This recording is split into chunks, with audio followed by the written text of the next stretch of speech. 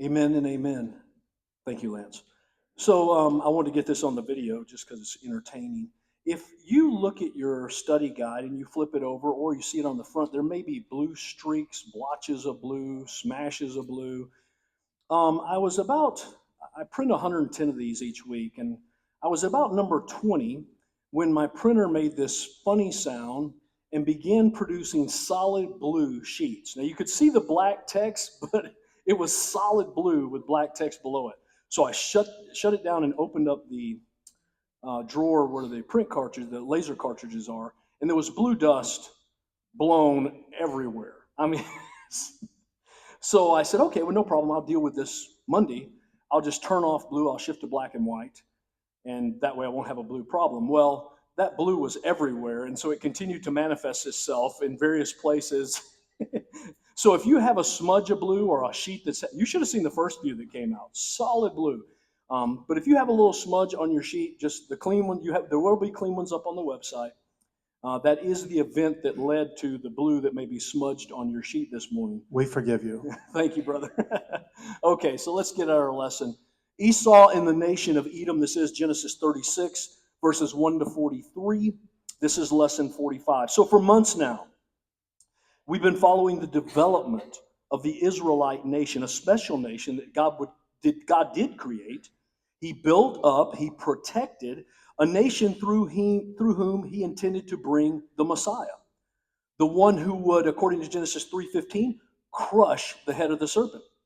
Or the one, according to Genesis 12:3, would be the one who would bless all the families of the earth. We are watching that in time here in Genesis develop. We watched as Yahweh called Abram out of Ur. They traveled to Haran, stopped. His father passed away. God called him again, and he went into the promised land. We watched all of that develop.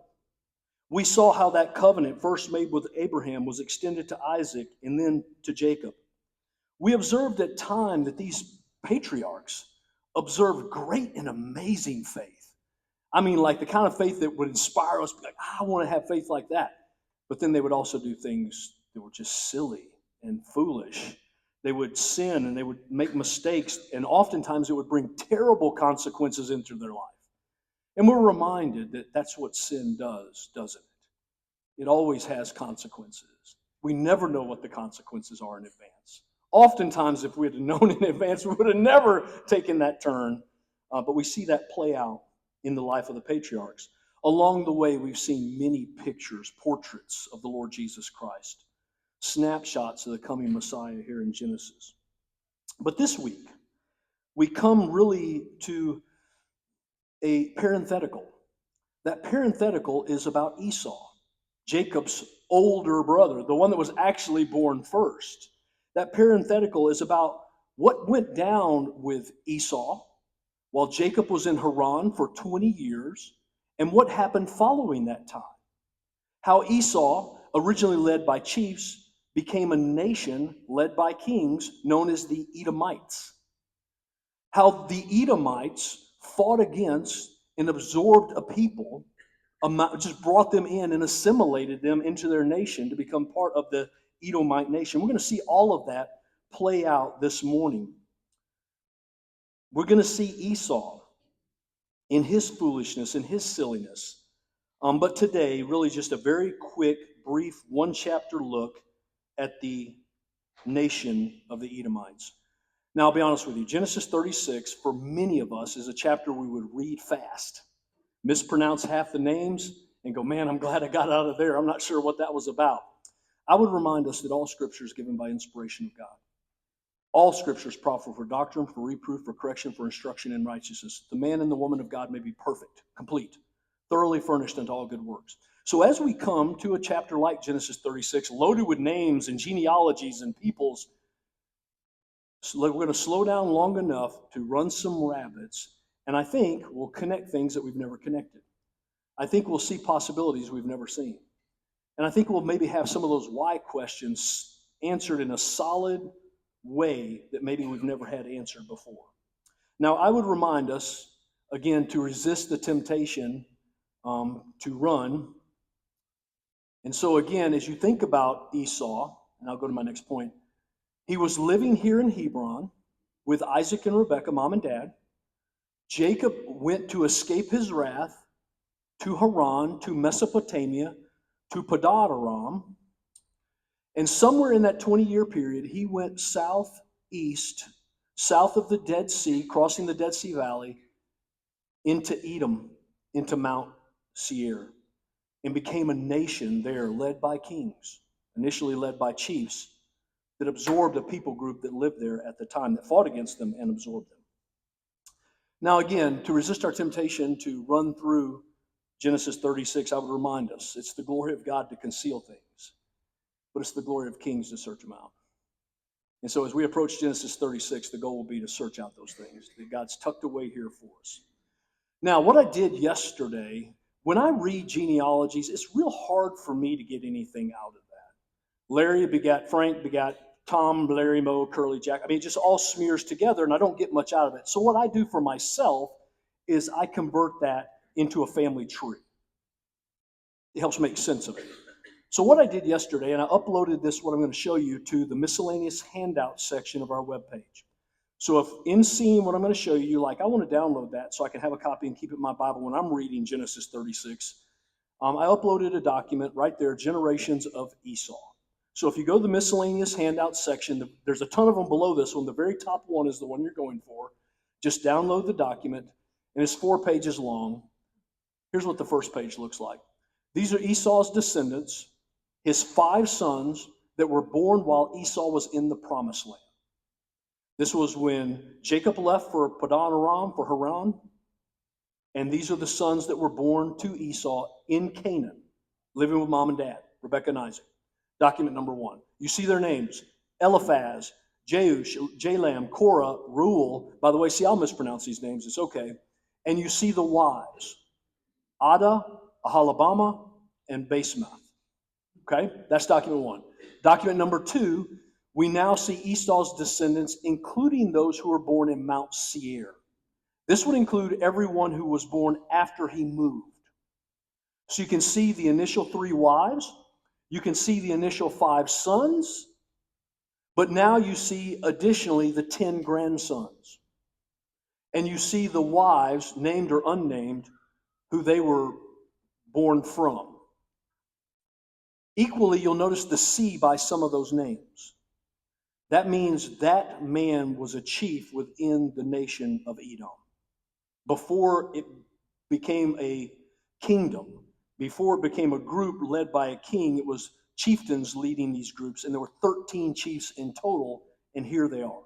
So you can see all that Genesis 36 is going to tell you sort of in a picture. And then the second to last document, you see the descendants of Seir, Mount Seir. Now you should be like, well, who the heck is that? What do they have to do with this? Well, they're the Horites. The Horites are a Canaanite nation. So they're like the Amalekites, and they're pertinent because they were the people who were living in Mount Seir when Esau went there. They were people he fought against, and the people who survived, who he assimilated, like the board, brought them in. You're going to see women like Timnah, who's going to show up in Esau's lineage. You're going to see women like Ahalabama, who was one of the wives of Esau. So not only was there a defeating of the nation, but there was an absorption of some of the survivors, a assimilation of some of these Canaanites, these Horites. I say all of this because this could be super confusing when you read it, but when you see it in picture form, it's a little bit easier to at least understand what's being conveyed to you. And so you're going to see this morning the formation, really the destruction of the Horite nation, a Canaanite people, the establishment of the Edomites, shifting from being led by chiefs to being ruled by kings. And it's going to really explain a lot about the Edomites and where they came from and what went down with them. And then the last page, we are given 8 kings of Edom. We're going to look at those kings, and the one that's of particular interest is this guy named Hadar. And so time permitting, we'll say a lot about Hadar. So that's all the setup this morning.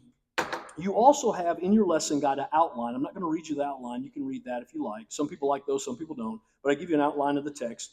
But you should be already thinking, okay, I'm going to see Esau expand under chiefs. I'm going to see them go into the land of Seir, take that land, absorb some, kill the rest, and become a nation led by kings, the Edomite nation. The Edomites, by the way, will become arch enemies of Israel.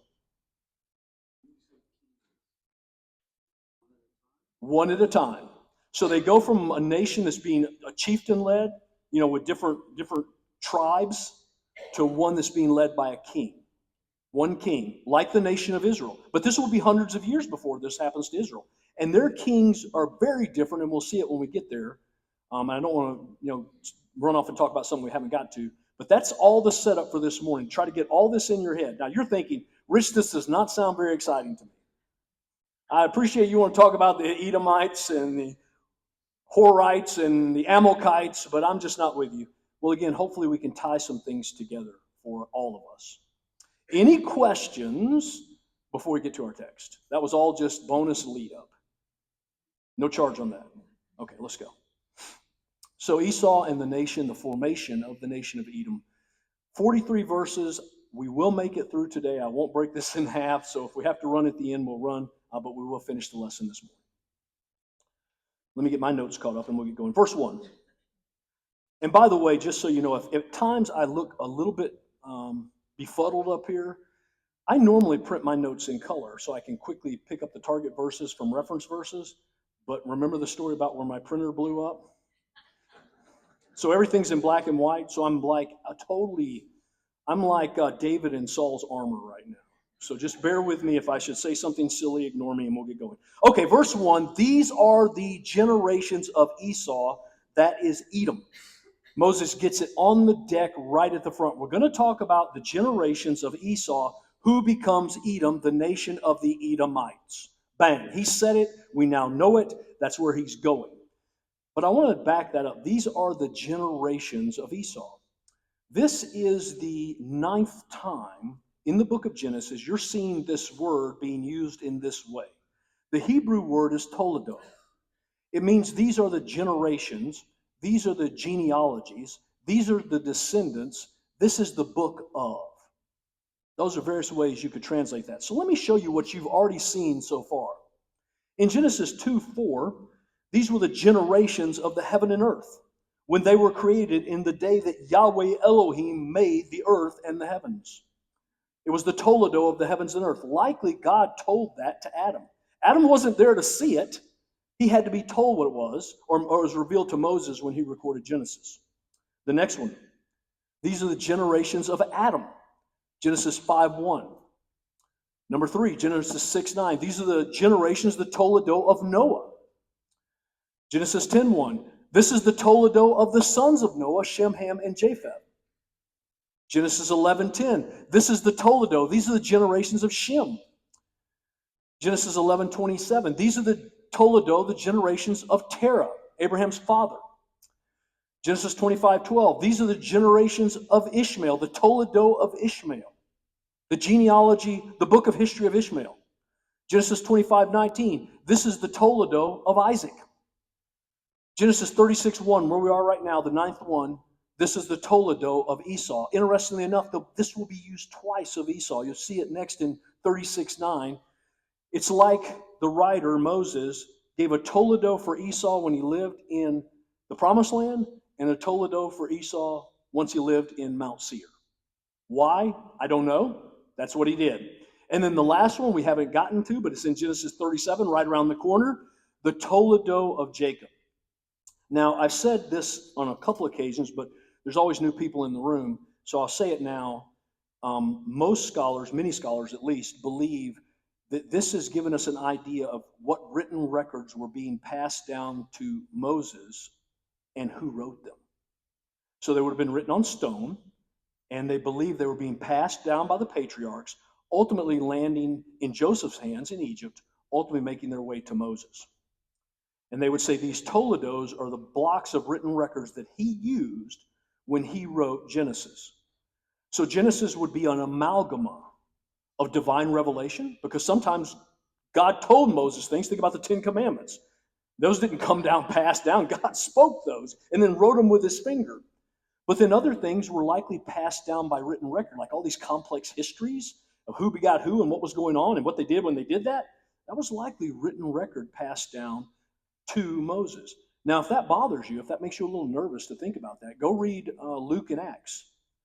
Both of those came as Luke interviewed eyewitnesses and compiled their data under the inspiration of the Holy Spirit and wrote Luke and Acts. I would argue that Genesis is the exact same thing. It's written records that Moses has received. It's divine revelation that Moses is getting.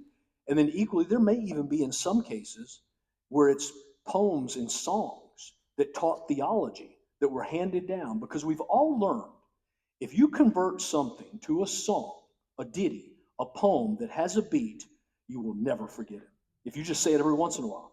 So that's why when I start something like Amazing Grace, 2 words, but I set it to a tune, a ditty, and you know the words that follow, even if it's been years since you've sung Amazing Grace. And that happens, forget that one. I've done this one as well. Row, row, row, gently down. So you see what happens? Now, when was the last time you sang Row, Row, Row Your Boat? Yesterday. So other than Dean, and I'll leave the point alone. Many believe that Genesis was an amalgamation, a collection of writings, divine revelation, and theology songs that Moses, under the inspiration of God, converted into a book that we have in our lap today. And there's no book like Genesis. It gives the genesis of so many things. If this topic interests you, on our website, I did do the Genesis of Genesis, a paper, and I talk about this point in the Genesis of Genesis. But let's get away from the Toledo. I've said enough there. Verse 2. Esau took his wives from the Canaanites. Adah, the daughter of Elon the Hittite. Aholibamah, the daughter of Anna, the daughter of Zibeon. That would be the granddaughter. The Hebrew word can be used that way. The Hivite, and Basemath, Ishmael's daughter, the sister of Nebaioth. So here we're introduced to Esau's 3 wives. We see that their names are Adah, Aholibamah, and Basemath. Now, I would love just to not say another word and keep reading, but I can't. Because it's the nature of doing verse by verse, and it's the nature of being totally transparent and handling the text even when it's difficult. And that's the beauty of verse by verse. You have to tackle the difficult things too. This is a difficult thing. Let me show you why. There's a lot of different opinion on the wives of Esau. I'm going to show you a couple verses and then explain. Back in Genesis 26, which I admit was more than a minute ago, it was a couple of months ago, as we talked about Esau, we read when he was 40 years old that he took Judith, the daughter of Beeri, the Hittite, to be his wife, and Basemath, the daughter of Elon the Hittite. Okay, I don't remember reading anything about Judith just a moment ago, but let's keep going. Then we were told when he saw what went down with Jacob and how Jacob followed his mom and dad's commands to not marry a Canaanite woman, we'll talk about that in a moment, and he went back to her relatives, back to Mesopotamia, back to Haran. We read, so when Esau saw the Canaanite women did not please Isaac his father, Esau went to Ishmael and took as his wife, besides the wives he already had, Mahalath, the daughter of Ishmael, Abraham's son, the sister of Nebaioth. Now, I've read to you all these names, and I could just keep going, but let me show it to you because that'll help you understand the problem. So on the left is Genesis 36, the 3 wives we've just read about. On the right is Genesis 26, the first 2, and Genesis 28. Now, as you begin to look at these, the first thing that should occur to you is, Rich, these names don't match. See, Dean, I read your mind, right? Again, this is why going verse by verse is so important, because you get to deal with the tough things as well. So let's begin with Adah, the daughter of Elon the Hittite. Now, as you look across here, what becomes evident is there's a girl over there called Basemath, who is the daughter of Elon the Hittite. Every scholar I read behind believes that Adah and Basemath are the same person, the same woman, the same girl. Now, 2 names may be shocking to you, but it shouldn't be too shocking because Abram had 2 names, Sarai had 2 names, Jacob had 2 names, and most scholars believe that this second name was the name that Esau referred to them by. and that likely the first names were the names that Jacob referred to them by. Whether that's true or not, every scholar I read behind believes these two people are the same. Okay, so let's set Ada, we'll use her name here in Genesis 6, let's set her aside. Let's go down to Basemath, Ishmael's daughter, the sister of Nebaioth. Well, in Genesis 28, we ran into a lady named Mahalath, the daughter of Ishmael, the sister of Nebaioth. Every scholar I read behind believes that these two people are the same person, different names. Now, Basemath is being repeated twice, you see that. But again, whether it's a name or even a description about the woman, or two people using different names, every scholar read behind believes these two are the same. Now let's go to the third one. That's the tough one.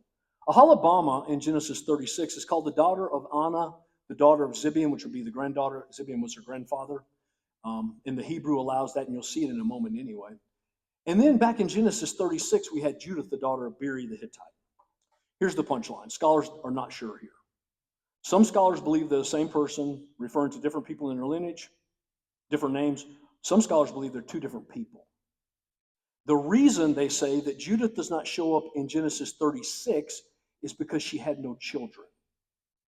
And Genesis 36 is all about lineage. And because she has no children and no lineage, she doesn't come up. So there's two options here. Either Esau had 3 wives who had these sets of names, or he had 4 wives.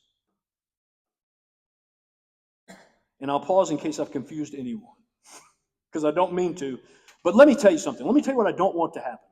I don't want to teach through Genesis 36 and hide a problem that you need to understand, and then you talk to someone and they say something crazy like, we know the Bible's loaded with errors. Let me show you one. And they bring up this text. And you go, why didn't Rich even mention this? And try to give an answer, or at least explain it. So understand, I will not leave you even when the problems are there in the text. Because here's the deal. We're not sure, but I'm sure it's one of those two answers. Now, I will give you this, and I'll leave this point alone. Dr. Arnold Fruchtenbaum, a guy I highly respect and regard. Dr. Henry Morris, a guy I highly respect and regard. My favorite dead commentator of all time, Dr. John Gill, a great mind, fluent in Hebrew, Greek, Latin, and English. And Matthew Poole, another favorite commentator of mine, long dead. All 4 believe these are the 3 same women. And they give a host of reasons. If you're interested, you can study that out. But I wanted you to see it. Hopefully you see it. I'm going to pause now in case there's any questions, and we're going to get back to the text. Hopefully I showed you the problem, gave you some answers. 3 or 4, I think, is the bottom line. Okay, let's get back to it. So now let's just run through them here so that you see them. So first is Ada. She's the daughter of Elon, who's a Hittite. That's a Canaanite person. She was also known as Basemath. By the way, Ada's name means ornament.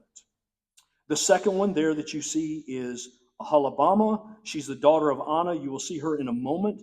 She's the granddaughter of Zibeon. The word can be used that way. You'll see that in a moment. She's a Hivite, part of the Canaanite people. She's possibly Judith of Genesis 26. We cannot be sure.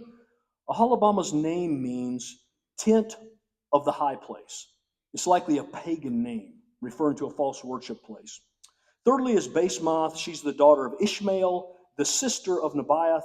Basemath means spice. We met her in Genesis 28. Her name was Mahalath, which meant stringed instrument. Let's boil this to a point. Esau was clearly a polygamist. He had 3 or 4 wives for sure. 2 or 3 of them were Canaanite women, and 1 was from Ishmael. And he got the one from Ishmael to make his mom and dad mad because he saw they didn't like him taking the Canaanite women. So he upped it and said, I'll show you what. I'll show you a thing or two. I'll really show myself. And that says a lot about Esau. But this brings me to a bigger point. Well, let's see the verse. You want to see when he did it. So Esau saw that Isaac had blessed Jacob and sent him away to Padan Aram to take a wife from there. And as he blessed Jacob, he directed him, you must not take a wife from the Canaanite women. And Jacob obeyed his father and his mother and went to Padan Aram. So when Esau saw the Canaanite women did not please Isaac, he said, I'll show you what, Mom and Dad. I'll go get me an Ishmaelite woman and see what you think about that. And that would have been his 3rd or 4th wife. Again, if you think about Esau, this text and others, he had a clear disrespect and a disregard for his parents. In fact, Whatever they wanted and whatever they did not want became what he did not want and what he wanted. So what they did not like are the things he liked. And I would just remind us, we know it already, but as believers in Christ, we're to honor our parents. His goal was to dishonor them. But let's get to a bigger question. Why was there a problem in marrying the Canaanites? They were pagan. Absolutely. But it goes even further back. It's been months ago we read this in Genesis 9. Coming off the ark, if you remember, Noah drank the fruit of the vine, got intoxicated, drunk, passed out, naked in his tent. That sets the stage, and we read this. And Ham, the father of Canaan, saw the nakedness of his father and told his two brothers outside, "Yeah, the old man's drunk in the tent. Go check him out. He thinks he's somebody, built an ark, drunk, naked guy. Go look at him." That's what his son said. Then Shem and Japheth took a garment and laid it on both of their shoulders and walked backward and covered the nakedness of their father. Their faces were turned backward, and they did not see their father's nakedness. When Noah awoke from his wine and knew what his youngest son had done to him, he said, "Cursed be Canaan." What? Okay, so Ham did something disrespectful to his father. Noah wakes up and curses someone else. You should say, what's up with that? Well, if you're following the movie, is that a little hard to follow? This is Noah, Shem, Ham, and Japheth. I'll tell you what we'll do to make this easier. Let's go look at Ham, the guy who did this very disrespectful thing to his father. Let's go see what's going on with Ham. This is Ham. Ham had 4 sons, Cush, Egypt, Put, and Canaan. Okay, now we're getting somewhere. Ham did something, and Noah cursed a youngest son who had not been born yet. You should be thinking, well, why did he not curse Ham, and why did he curse Canaan? I'll show it to you. Oh, I'm sorry. So as you look at Canaan, so here's Ham, Cush, Egypt, Put, and Canaan. Canaan would be the Sidonites, the Hethites, the Jebusites, the Amorites, the Girgashites, the Hivites, the Carlites, the Mosquitobites. All of those people were Canaanites. So why were they cursed over Ham's misdeed? I believe, and many scholars believe, that this was prophetic through Noah, and they were being cursed for the people they would become. You see, the rebellion that started in Ham in its infancy stage would reach full bloom in the Canaanites. They would become a very wicked, wicked people. Now, you may be thinking, Rich, that's nice for you to say that, but we need some Bible verses here. We appreciate your weaving a web up there, but we need a little more information. Well, let me take you to Leviticus 20. I'm just going to run you through some verses, and I'm going to make my point. We'll begin there in Leviticus 20 with verse 6. And I'm just jumping around. I'm just going to work my way through these very heinous sins that are outlined in Leviticus 20. If a person turns to mediums and necromancers, whoring after them, I will set my face, says Yahweh, against that person and will cut them off from among the people. Going down a few verses to verse 10. If a man commits adultery with the wife of his neighbor. Verse 11. If a man lies with his father's wife. Verse 12. If a man lies with his daughter-in-law. Verse 13. If a man lies with a male as with a woman. Verse 14. If a man takes a woman and her mother also. Verse 15. If a man lies with an animal. We are seeing a running catalog, and I didn't give you all of them.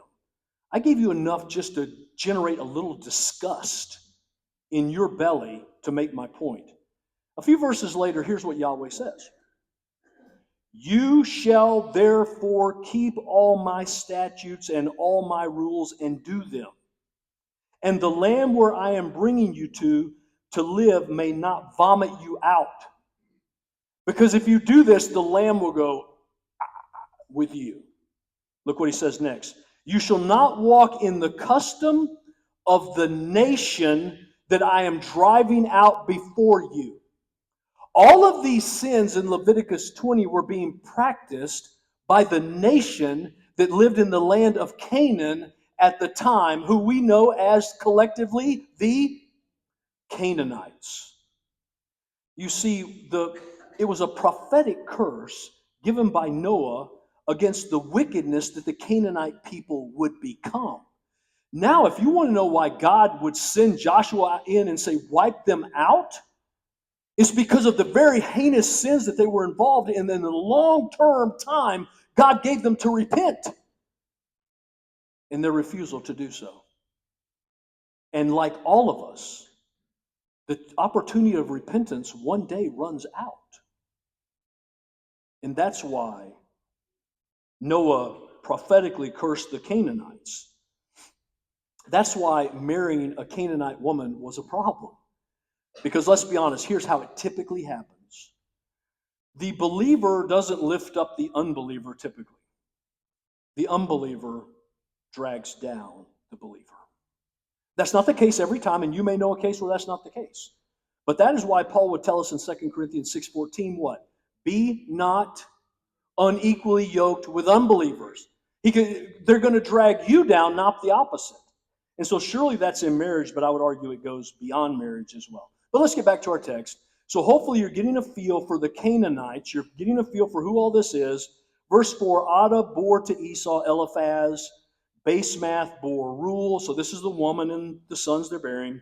And Aholibamah bore Jeush, Jalam, and Korah. These are the sons of Israel who were born, the sons of Esau, thank you, Dean, I'm misreading here, who were born to him in the land of Canaan. These were the sons who were born to him in the land of Canaan and the women who bore them. That's the story. That's what we have so far. That's what verse 4 has gotten us to. It's given us the genealogy of Esau, his 5 sons that were born to him in the promised land, in Canaan, while Jacob was in Haran, in Mesopotamia. Any questions? We're setting up the story. That's all. I know I said a lot for setting up the story, but I want to make sure you've got the background here. Verse 6. Then Esau took his wives, his sons, his daughters, and all the members of his household, his livestock, all his beasts, and all his property that he had acquired in the land of Canaan. He went into a land away from his brother Jacob. Okay, now it's explained to us, at least beginning to be explained, there's more to be said, what got Esau out of the promised land.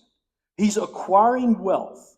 He's acquiring animals. He's acquiring wives. He's acquiring sons. Like Jacob is growing in Haran, he is growing in the promised land. Isn't that interesting?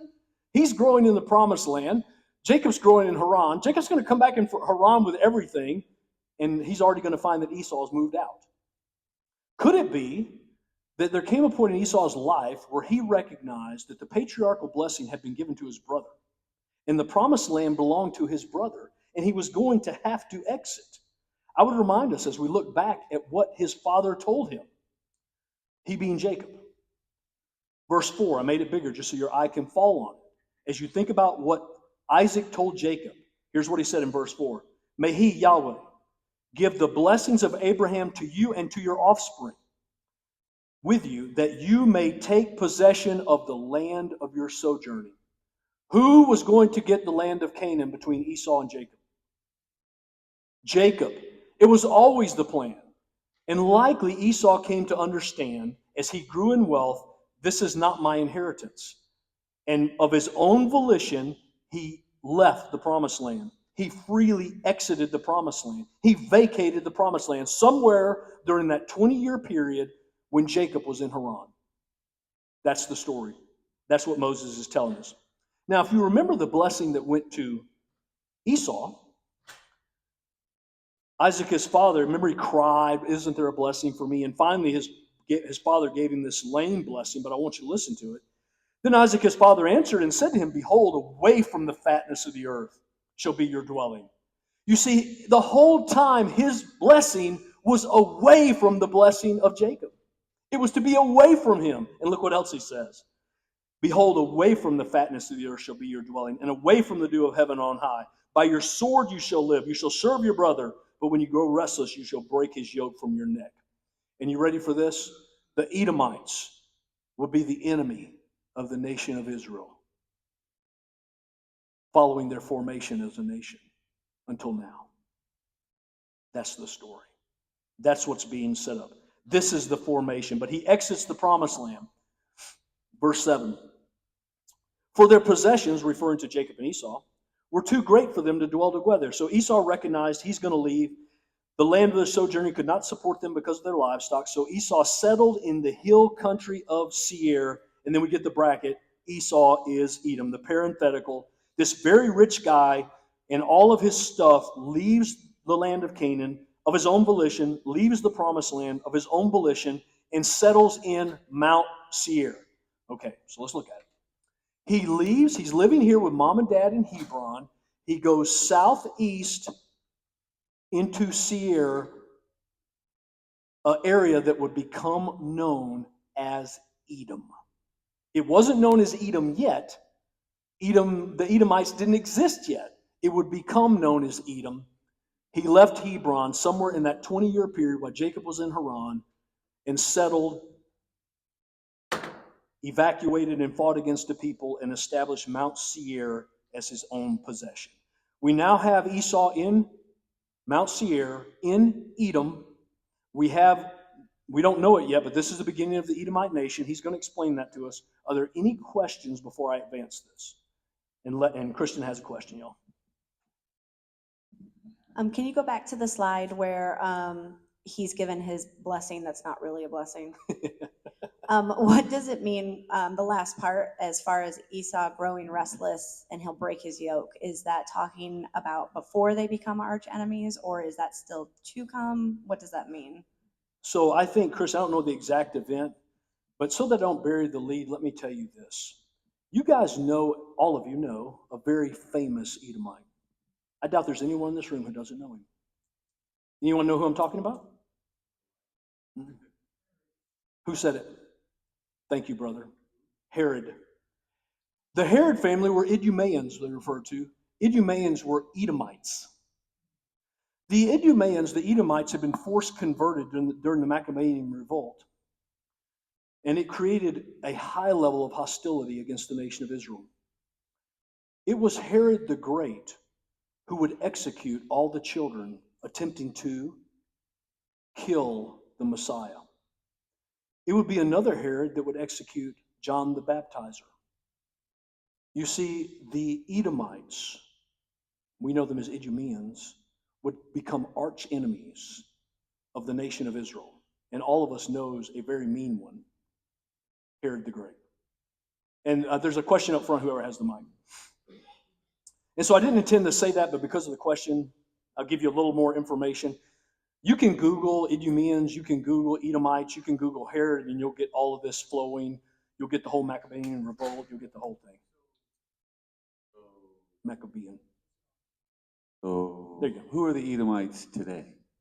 So they've been intermixed with the people groups, so we don't have these clear lines of distinction. The clear lines of distinction went away with Herod as they were forced to convert to Judaism and amalgamated into the people. But arch enemies of the nation of Israel, just mixed into the people groups. And it's not as clean anymore, Dean. Yeah.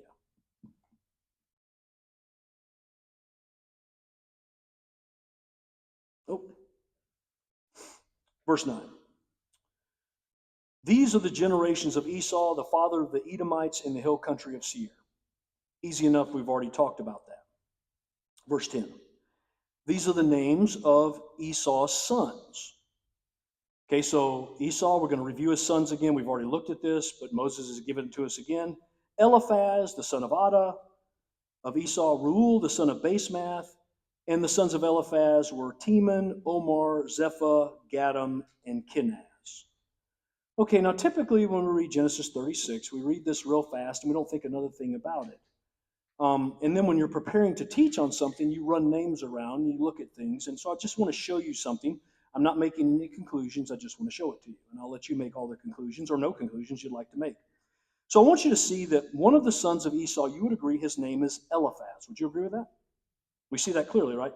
He's one of the sons born of Ada. Eliphaz, born of Ada. Now in verse 11, we see Eliphaz has some sons. Do you see their names? Teman, Omar, Zepho, Gadim, and Kenaz. Okay, that's interesting. So he has some sons. By the way, those sons will become all chiefs, but we'll just save that for a moment. Now, as you start running things, I want to show you something. We run into another Eliphaz in the Bible. You may remember him, you may not. Now, when Job's three friends heard of all the evil that had come upon him, they each came from their own place. Eliphaz, the Temanite. Okay, so there's this cat named Eliphaz, and he's from Teman. Well, that's interesting. Eliphaz had a son named Teman. Well, just tuck that away. Maybe the question we should be asking is, okay, but where's Teman? Where does that exist? Well, the Bible actually tells us.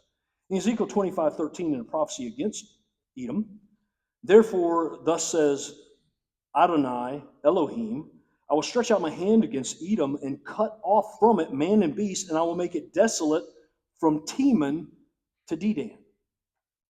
Teman was a city of Edom. Eliphaz, Job's friend, was a Temanite. He was a Edomite. Let that sink. I've never seen this before. I've been told different things about this. Now, as you think about it, you're like, but well, wait a minute. Eliphaz had a son named Teman. How did Teman end up getting the city named after him? You saw that just 2 weeks ago. Do you remember? It was Shechem. King Hamor, who lived in Shechem and was the king of Shechem, had a son named Shechem. This is not like out of the norm for that time to have a son who's going to be the prince and you name the city after him. I'm not saying that's the case here. I'm just saying it's not out of the realm of possibility. Let me ask you another question, though, and I'm going to get off of this. Where does it say Job lived? Anybody remember? Thank you, Sherry. There was a man in the land of Uz. Well, where's Uz? That would be the question, right? If I open my Bible map, where would I find Uz? Well, good news, you don't even need to open your Bible map. You can just open your Bible to Lamentations. Jeremiah wrote a lamentation against Edom. And here's what he said: Rejoice and be glad, daughter of Edom, you who dwell in the land of Uz. Job was in this land. Eliphaz was an Edomite from Teman, which was an Edomite city. Now I'll make the point. Are we certain that this Eliphaz is that Eliphaz? No, absolutely not. But in my mind, I've always had this picture that Job happened pre-Abrahamic, and I think I told you this a little bit ago, and pre-Mosaic. I don't think that anymore. I believe the book of Job was written post-Abrahamic and pre-Mosaic, during the time of the nation of Edom. And I believe there's a possibility that Eliphaz and Job was one of Esau's sons.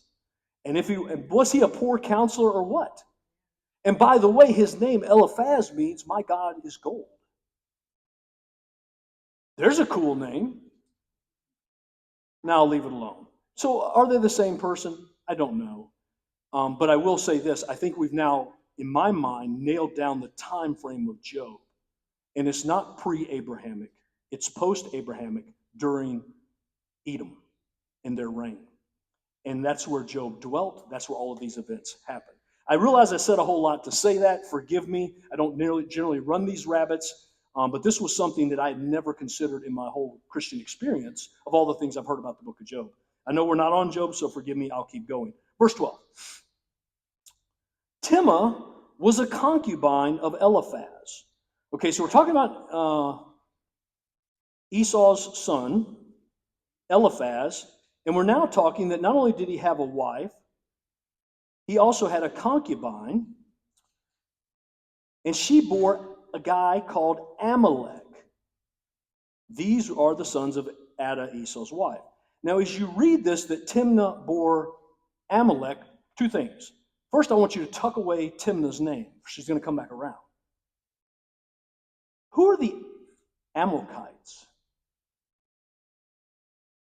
Another enemy of the nation of Israel, and they're born out of this union between this concubine named Timnah and Eliphaz.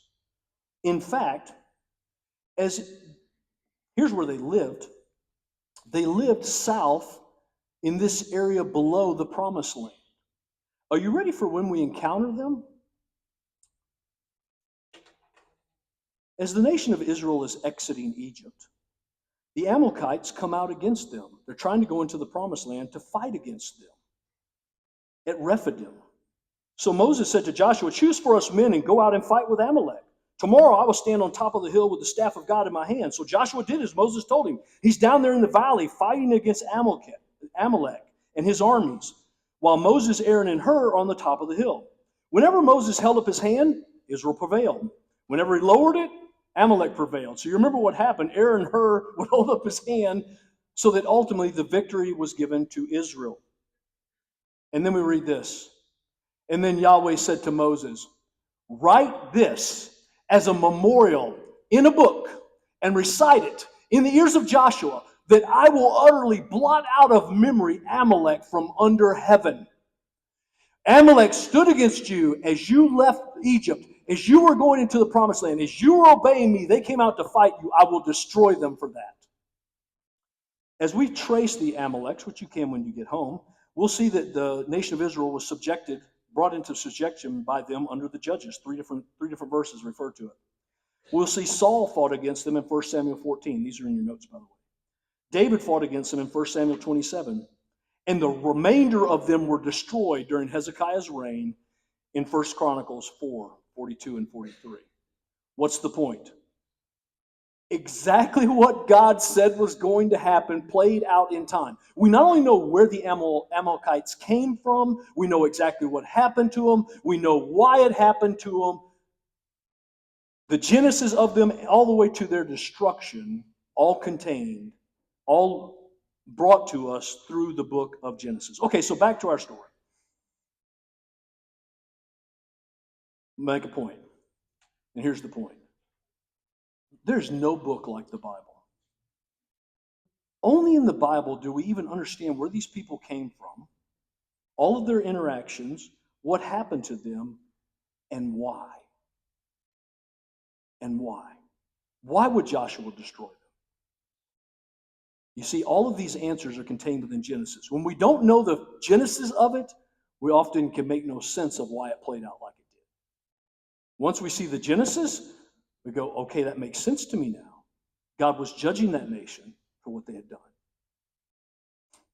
Verse 13.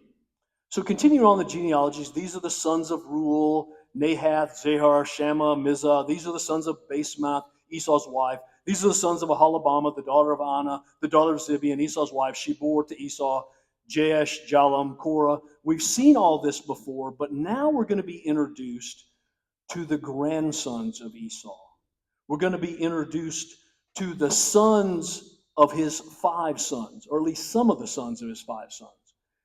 So I've put all this in picture form. I'm going to leave it up here as I read the verses so you can kind of follow along. But I want you to see some things that are on the picture that might not make sense.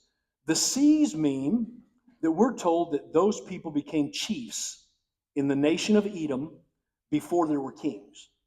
So when they were a tribal nation led by different chieftains, these were the chiefs that were leading them. You're going to see there's 13 in total. You're going to see that 3 of them were sons of Esau. The others were all grandsons of Esau. So it should not surprise us that a town was named Teman because he was a chief.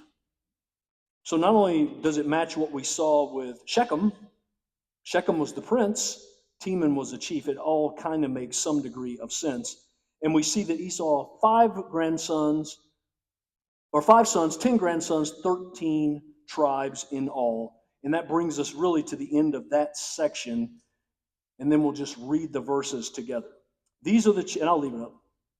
I'll just read through it. These are the chiefs of the sons of Esau, the sons of Eliphaz, the firstborn of Esau, the chiefs of Teman, Omar, Zepho, Kenaz, Korah, Gatam, Amalek. These are the chiefs of Eliphaz in the land of Edom. These are the sons of Adah. Verses 17. These are the sons of Reuel, Esau's sons, the chiefs, Nahath, Zerah, Shammah, Mizah. These are the chiefs of Reuel in the land of Edom. These are the sons of Basemath's wife. Verse 18.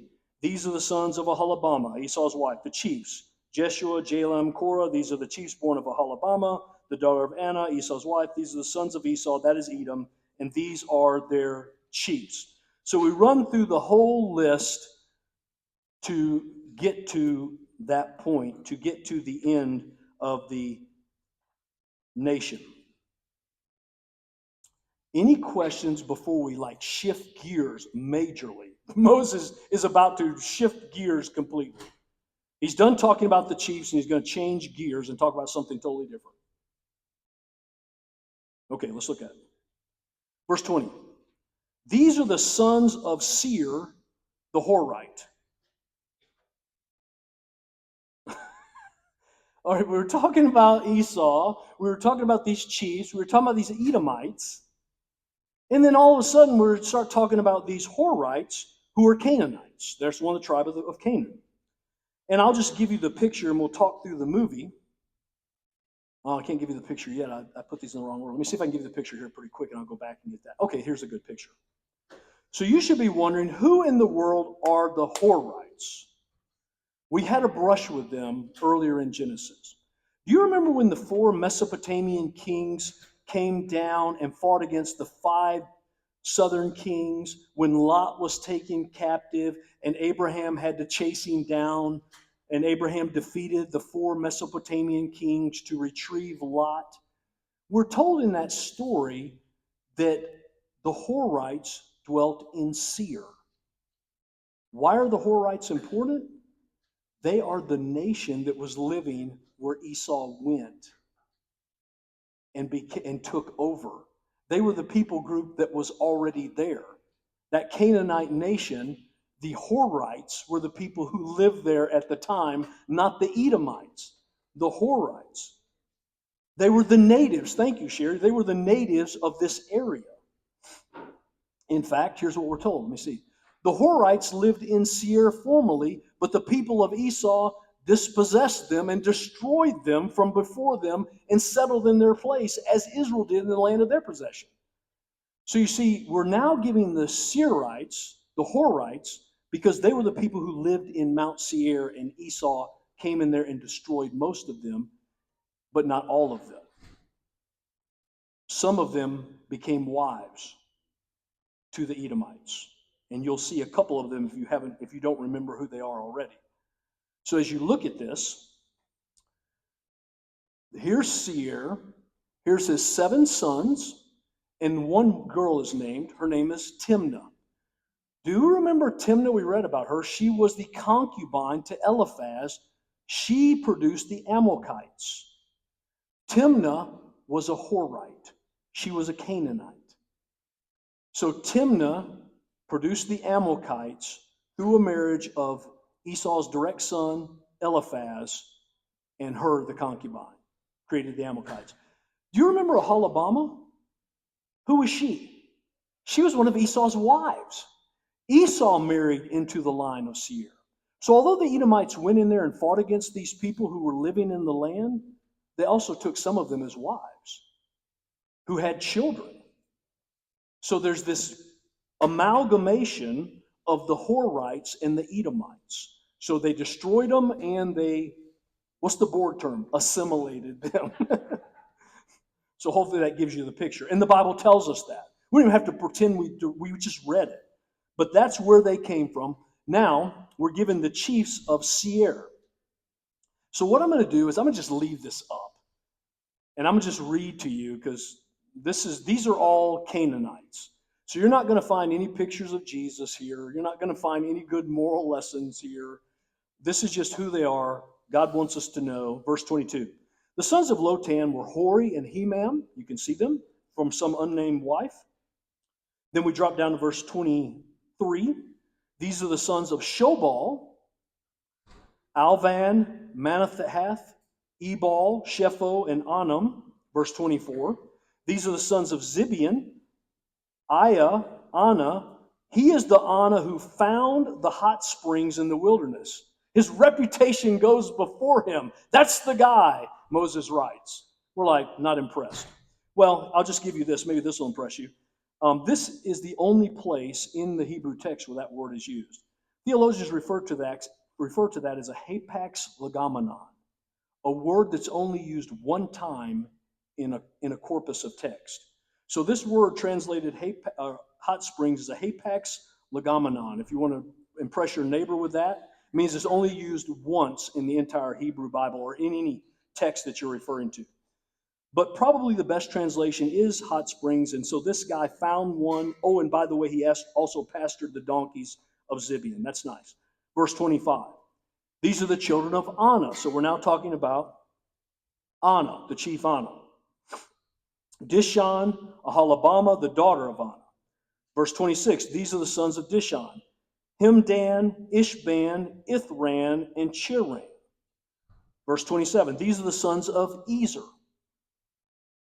Somebody laugh, like, what? Bilhan, Zavan, Akan. Verse 28, these are the sons of Dishon, Uz, and Aran. Isn't that interesting? A guy named Uz. Okay, fair enough. Verse 28, or verse 29, these are the chiefs of the Horites, the chiefs Lotan, Shobal, Zimeon, Anna, Dishon, Ezer, Dishan.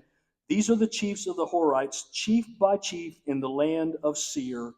That is their genealogy. These are the people that the Edomites dispossessed and married into and amalgamated. That's the whole story that you should get out of all of that. I'll get us caught up. Verse 31. These are the kings who reigned in the land of Edom. Once again, Moses shifts gears. We were talking about the Edomite chiefs. Then we started talking about the Horite chiefs and the dispossession of them and how they came in and took them and married some and destroyed the rest. And then all of a sudden we start talking about the kings of Edom. So at some point they shifted from a chieftain-led or disorganized group of people to a group of people who are led by a king. Now notice what Moses tells us. This was before any king reigned in Israel. Keep in mind, that would be hundreds of years down the road from where we are in the timeline, but we've moved in their timeline. But even that, before they got kings, was before the nation of Israel had a king. So the Edomites shifted to this rule of kings even before Israel had an individual human king. That's the point. Now, as you will see as we walk through this story, it was very different than the Israelite kings in two main points. In Israel, the kingship passed father to son. We saw that. Look at the Judean kings. They all descended from Judah, and you could track them right through David. That's not the case in the Esau, Edomite kings. They go from person to person, to family, and we're not told why. Theologians believe it's one of two ways. Either they held some kind of vote, highly unlikely, or he who had the biggest sword got to rule, highly likely. He who could shed the most blood and take the throne was in charge. That's probably how it was. Equally, in Israel, the capital was always Jerusalem. Not the case in Edom. The capital would move based on the new king. Whatever city he was from became the capital, of course. He didn't want to move. He was the king, so he became the king. 5 minutes? 3 minutes, okay. So let me try to wrap this up in 3 minutes or less. There they all are. What I've done for you is given you the king's name, the son, who he was son of, and sometimes it's not listed, and what the capital city was, where he was from that became the capital once he became the king. I'm just going to read them through quick and make a point. So these are the kings, verse 32. Bela, the son of Beor, reigned in Edom, the name of his city being Dinhabah. Bela died. Jobab, the son of Zerah of Bazor, reigned in his place. Jobab died. Husham of the land of the Temanites, there it is again, reigned in his place. Husham died. Hadad, the son of Bedad, who defeated Midian in the country of Moab, reigned in his place. The name of his city was Avath. Verse 36, Hadad died. And Samlah of Masrekah reigned in his place. Samlah died. And Shaul of Rehoboth of the Euphrates reigned in his place. Shaul died. And Baal-Hanan, the son of Akbar, reigned in his place. Baal-Hanan, the son of Akbar, died. Hadar reigned in his place. The name of his city was Pau. His wife's name was Mahatabel, the daughter of Matred, the daughter of, or likely granddaughter of Mezahab. What's different about Hadad? His death is not listed.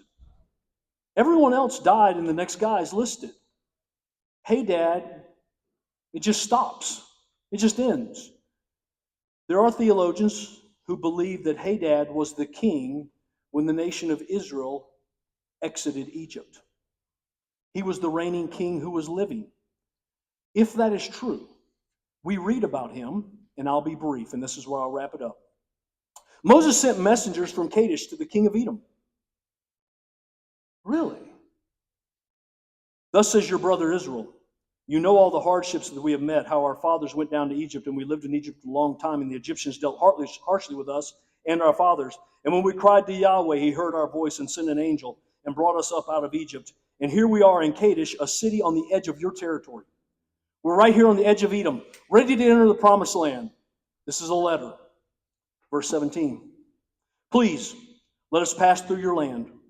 We will not pass through field or vineyard or drink water from a well. We will go along the king's highway. We will not turn aside to the right hand or to the left until we pass through your territory.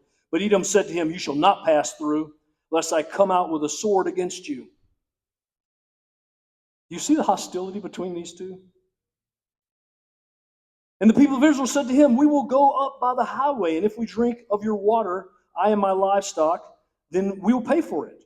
Let me only pass through on foot, nothing more. But he said, you shall not pass through. And Edom came out against them with a large army and a strong force. And Edom refused to give Israel passage through his territory, so Israel turned away from him.